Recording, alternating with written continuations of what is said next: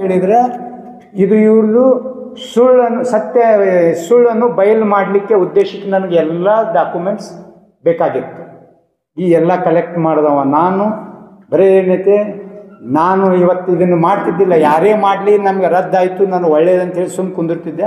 ಆದರೆ ನಮ್ಮ ಹೆಸರು ಬರಲಾರ್ದ ಕಾರಣ ಯಾರೇ ಮಾಡಿದೆ ಯಾರೇ ಕ್ರೆಡಿಟ್ ತೊಗೋತಾರ ಅಂಥೇಳಿದ್ರೆ ಇದಕ್ಕೆ ನಾವೇನೈತಿ ಆ ಉದ್ದೇಶದಿಂದ ತಾವಮ್ಮ ಪತ್ರಕರ್ತರ ಮಾಧ್ಯಮದಿಂದ ಎಲ್ಲ ಜನರಿಗೂ ಈ ಅಂದರೆ ನಾವು ಭ್ರಷ್ಟಾಚಾರ ವಿರುದ್ಧ ಮಾಡ್ತಿರುವ ಹೋರಾಟ, ಅಧಿಕಾರಿಗಳ ಏನು ತಮ್ಮ ಉಲ್ಲಂಘನೆ ಮಾಡಿರ್ತಾರ ಅದ್ರ ಬಗ್ಗೆ ನಾವು ಹೋರಾಟ ಮಾಡ್ತೀವಿ.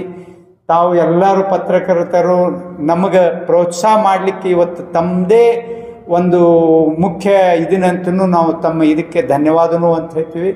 ನಮ್ಮ ಕಾಸಿಮ್ ಇವರು ತಮಗೆ ನನಗೆ ಕೆಟ್ಟ ಅನ್ನಿಸ್ಲಿಕ್ಕತ್ತದ ಅಣ್ಣ ಅಂಥೇಳಿ ತಮ್ಮ ಎಲ್ಲರಿಗೂ ಇಲ್ಲೇ ಜಮಾ ಮಾಡಿದ್ದೈತಿ, ಆಹ್ವಾನ ಮಾಡಿದ್ದೈತಿ. ತಾವು ಅವ್ರು ಕರೆಯಕ್ಕೆ ಬಂದಿದ್ದು ಧನ್ಯವಾದಗಳು.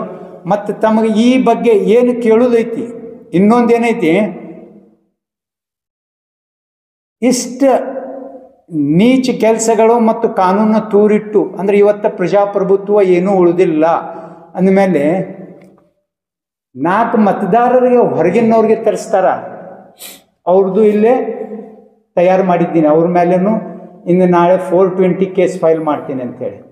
ಏನಂತೇಳಿ ಇವ್ರಿಗೆ ತಂದು ಅಲ್ಲಿ ಇಂಡಿ ರೋಡಿಗೆ ನಮ್ಮ ಪಾಟೀಲ್ ಅವ್ರದ್ದು ಕಾಂಪ್ಲೆಕ್ಸ್ ಐತಲ್ಲ, ಮನೆಗಳು ಅದಾವಲ್ಲ, ಅಲ್ಲಿದು ಅಡ್ರೆಸ್ ಕೊಟ್ಟಾರ. ಇವ್ರದ್ದು ಕರೆಸ್ಪಾಂಡೆನ್ಸ್ ಸಲುವಾಗ ಅವ್ರಿಗೆ ಗೊತ್ತಾಗೋದಿಲ್ಲ 420 ಕೇಸ್ ಎಲ್ಲಿದ್ದಾರೆ ವೋಟರ್ಸ್ ತಂದು ಏನು ಬೇಕಾದ್ ಮಾಡ್ಬೋದು ಅಂತ ಹೇಳಿದ್ರೆ ಇದು ಓಪನ್ ಜನರಿಗೆ ಒಂದು ಏನೈತಿ ಅಂತ ಹೇಳಿದ್ರೆ ಆಡಳಿತ ಇದ್ದಂಥ ಮತ್ತು ಪ್ರಭಾವಶಾಲಿ ರಾಜಕಾರಣಿಗಳು ಮತದಾರಿಗೆ ಲೋಕಲ್ ಮತದಾರಂಕರ ಸಿಗೋದು ಬಿಡ್ರಿ.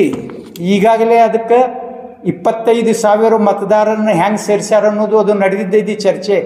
ಈ 4 ವ್ಯಕ್ತಿಗಳು ಓಪನ್ ಅಲ್ಲಿಯವ್ರಿಗೆ ಇಲ್ಲಿ ತಂದು ಸೇರಿಸಿ ವೋಟಿಂಗ್ ಮಾಡಿಸ್ಲಿಕ್ಕೆ ಇದನ್ನು ಮಾಡ್ತಾರಂತ ಹೇಳಿದ್ರೆ ಇವರು ಕ್ರೈಮ್ ಮಾಡಿದವರು. ಇವ್ರ ಮೇಲೆ ಏನೈತಿ ಕಾನೂನು ಕ್ರಮ ಆಗಬೇಕು. ಫ್ರಾಜರಿ 420 ಕೇಸ್ ದಾಖಲಿಸ್ಬೇಕು ಇವ್ರ ಮೇಲೆ. ಅದನ್ನು ಪ್ರಕ್ರಿಯೆ ಇಲ್ಲಿ ನಡೆದಿದ್ದೈತಿ. ಮತ್ತು ಹೆಚ್ಚು ಯಾರು ಇಬ್ರು BJPದವ್ರು ಮಾಡ್ಯಾರ, ಇಬ್ರು ಕಾಂಗ್ರೆಸ್ದವ್ರಿಗೂ ಮಾಡ್ಯಾರ. ಅವ್ರು ಎಲ್ಲಿಯವ್ರು ಅದಾರ, ನಾವು ಇಲ್ಲಿ ಅವ್ರ ಬಗ್ಗೆ ಇಲ್ಲಿ ಏನೈತಿ ಅವ್ರ ಬಗ್ಗೆ ಎಲ್ಲ ತನಿಖೆ ಸಲುವಾಗಿ ಮಹಾನಗರ ಪಾಲಿಕೆ ಕೊಟ್ಟಿದ್ದೈತಿ. ಏನಂತ ಹೇಳಿದ್ರೆ ಅವರು ಇಲ್ಲೇ ಮತದಾರಕ್ಕೆ ಯಾವಾಗ ಮತದಾನ ಮಾಡ್ಯಾರ, ಈ ಮತದಾರಕ್ಕೆ ಮತದಾರ ಪಟ್ಟಿ ಒಳಗೆ ಸೇರಿಸಲಿಕ್ಕೆ ಯಾವಾಗ ಅರ್ಜಿ ಕೊಟ್ಟಾರ ಅಂದ್ರೆ ಒಂದು ಹೊಸದಾಗಿ ಮತದಾರರಿಗೆ ಇದನ್ನು ಮಾಡಿದ್ರೆ ಅಂತ ಹೇಳಿದ್ರೆ ನಿಮ್ಗೆ ಅಲ್ಲಿ ಇವತ್ತು ಬಾ ನಾಳೆ ಬಾ ಅಂಥೇಳಿ ಕರೆಸ್ತಾರ. ಈಗ ತಮಗೆ ಮತದಾನ ಮಾಡ್ಕೊಳ್ಳೋದೈತೆ ಅಂತ ಹೇಳಿದ್ರೆ ಯಾವಾಗ ಅರ್ಜಿ ಕೊಟ್ಟರು ಯಾವಾಗ ಸೇರಿಸ್ಕೊಂಡ್ರು ಮತದಾರ ಪಟ್ಟಿ ಒಳಗೆ ಅಂಥೇಳಿ ಅದು ಸರ್ಕಾರಿ ಅಧಿಕಾರಿಗಳಿಗೆ ಯಾವ ಥರ ಚೀಟಿಂಗ್ ಮಾಡ್ತಾರೆ ಅದು ಬಯಲು ಮಾಡಲಿಕ್ಕೆ ಅದನ್ನು ನಮ್ಮದು ಪ್ರಕ್ರಿಯೆ ನಡೆದಿದ್ದೈತಿ. ಹೌದು, ಬೇರೆ ಕಡೆದವ್ರು ಅದಾರ, ಬೇರೆ ಹೌದು. ಅಲ್ಲಿಯವರು ಅವರು ಸದಸ್ಯರು ಇಲ್ಲಿ ಯಾವುದೂ ಅವ್ರದ್ದು ಆವಾಸನ ಇಲ್ಲಿ ಯಾವುದೂ ಇಲ್ಲಿ ಅವ್ರ ರಿಲೇಷನ್ ಇಲ್ಲ, ಏನೂ ಇಲ್ಲ. ಹೌದು, ಟ್ರಾನ್ಸ್ಫರ್ ಮಾಡ್ಕೊಂಡ್ರೆ ಇಮಿಡಿಯೇಟ್ಲಿ ಆಗಿದ್ದು ಅಂದರೆ ಟ್ರಾನ್ಸ್ಫರ್ ಮಾಡ್ಕೊಳ್ಳಿಕ್ಕೆ ಅಂತ ಹೇಳಿದ್ರೆ ಹೆಂಗೆ ಅಂತ ಹೇಳಿದ್ರೆ ಅವು 4 ಮಂದಿ MP ಮತ್ತು ಇವರು ನಮ್ಮ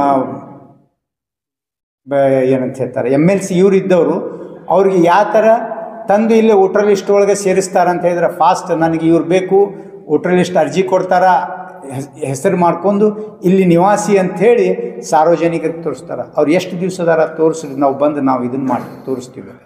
ಸಾರ್ವಜನಿಕರು ಮಾಡ್ಕೊಂಡ್ರತ್ತಂದ್ರೆ 8-15 ದಿನ 20 ದಿನ ಆಗ್ತದ. ಈಗ ಇವ್ರ ಪ್ರಭಾವಶಾಲಿಯಿಂದ ಇವ್ರು ನಾವು ರಾಜಕೀಯದಾಗಿದ್ದೀವಿ ಅಂತ ಇಮಿಡಿಯೇಟ್ಲಿ ಆಗ್ಬಿಡ್ತದೆ, 2-3 ದಿನದಾಗೆ ಆಗ್ತದೆ. ಇದ್ರೆ ಯಾವ ಥರ ಫ್ರಾಜರಿ ಕ್ರಿಯೇಟ್ ಮಾಡ್ಯಾರ ಅನ್ನೋದನ್ನು ಇಲ್ಲಿ ಪ್ರೂಫ್ ಐತಿ. ಆಮೇಲೆ ಎರಡನೇದ್ದು ಸರಿ ನಮಗೆ ಗೊತ್ತಿದ್ದಿದ್ದಿಲ್ಲ ಅಂತ ಹೇಳ್ತಾರೆ. ಯಾಕೆ ಪ್ರೇಮಾನಂದ್ ಬಿರಾದಾರ್, ಅಲ್ತಾಫ್ ಇಟ್ಗಿ ಇವರು ತಮ್ಮ ಹಿಂದಿನ ಅವಧಿಯಲ್ಲಿ ಇವು ಸಲ್ಲಿಸಿಲ್ಲ, ಅದನ್ನು ನಾವು ಇದರೊಳಗೆ ಕೇಳಿದ್ವಿ.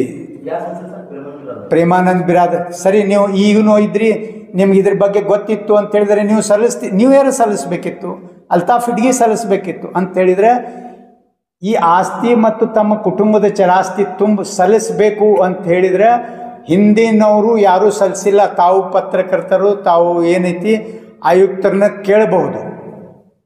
ಇವ್ರು ಹಿಂಗೆ ದಬ್ಬಾಣಿಕೆ ಮೇಲೆ ನಡೆದಿತ್ತು.